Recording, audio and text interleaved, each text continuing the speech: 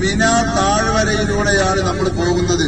ഈ മിനയുടെ പ്രത്യേകത എന്നുള്ളത് ഹാജിമാര് ദുൽഹജ്ജ് 8-ന്റെ അന്ന് എല്ലാ ഹാജിമാരും വന്ന് രാപ്പാർക്കുക, മിനയിൽ രാപ്പാർക്കുക എന്ന ആ ഒരു സംവിധാനമാണ്. ഇനി ഇവിടുന്ന് അങ്ങോട്ട് കാണുന്ന ടെന്റുകൾ, അഥവാ ഇടതുവശത്തേക്ക് നോക്കിയാൽ ഒരേപോലത്തെ ബിൽഡിങ്ങുകൾ കാണാൻ പറ്റും, ഫ്ളാറ്റുകൾ കാണില്ലേ? കണ്ടില്ല? ഒരേപോലത്തെ എന്തായാലും കളറ്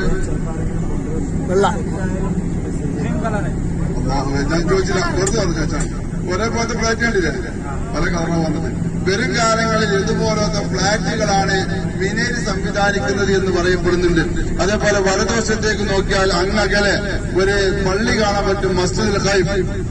ഭായ് സാബ് बैक साइड में देखो, പറഞ്ഞോളി, देखो മസ്ജിദുൽ ഖൈഫ്, മിനയിലുള്ള മസ്ജിദുൽ ഖൈഫ് 70ഓളം അംബിയാ മുർസലുകൾ അന്ത്യവിശ്രമം കൊള്ളുന്ന പള്ളിയാണ് മസ്ജിദുൽ ഖൈഫ് എന്ന് പറയുന്ന പള്ളി.